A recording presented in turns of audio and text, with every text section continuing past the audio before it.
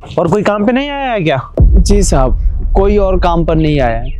और अब से साहब कोई काम पे आएगा भी नहीं। आपके छोटे भाई ने भगा दिया है सबको। पर क्यों?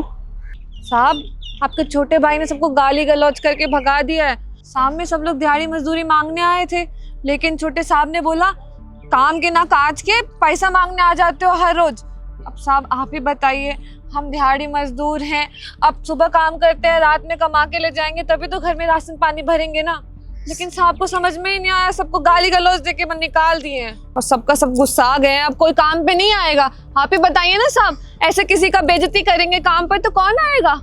और सच बताए ना साहब, हम भी काम पर आना नहीं चाहते थे।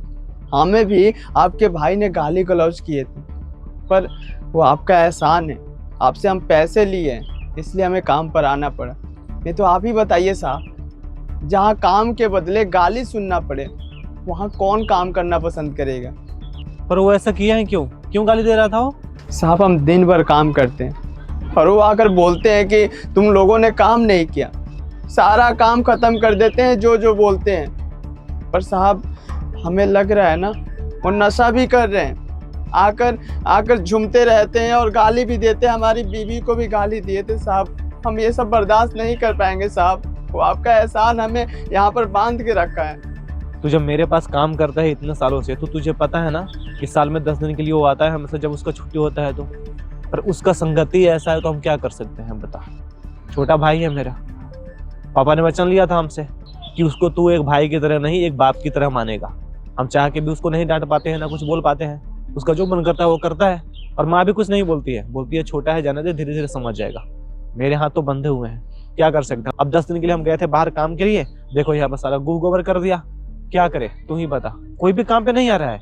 नहीं साहब, कोई नहीं आना चाहता और सब मना कर रहे थे। मैं बोला भी कि साहब तो इतने अच्छे हैं, साहब से एक बार बात कर लो। पर आपके छोटे भाई ने ये धमकी दिया था सबको कि अगर दोबारा यहाँ पर काम पर आए ना तो सबका हाथ पैर तोड़ देंगे। अब आप ही बताइए साहब, सबका परिवार है, कोई क्यों ही आएगा यहाँ पर हाथ पैर तोड़वाने? कोई नहीं आना चाहता। देखिए ना जी, घर में सब देवता समान लोग हैं, लेकिन कहाँ से इनका छोटा भाई राक्षस आ गया है।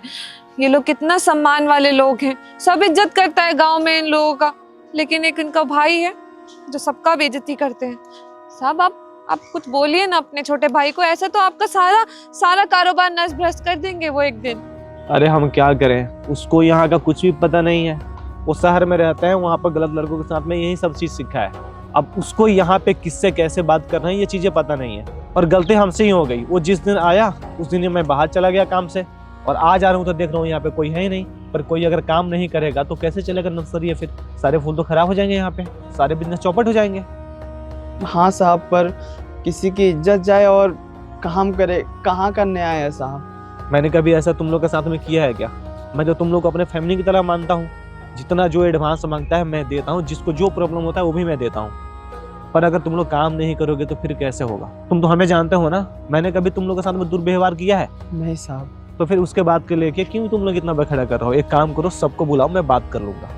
ठीक है साहब, हम आज ही शाम को बात करेंगे सबसे। बोलेंगे कि बड़े साहब आ गए हैं और बुला रहे हैं सबको।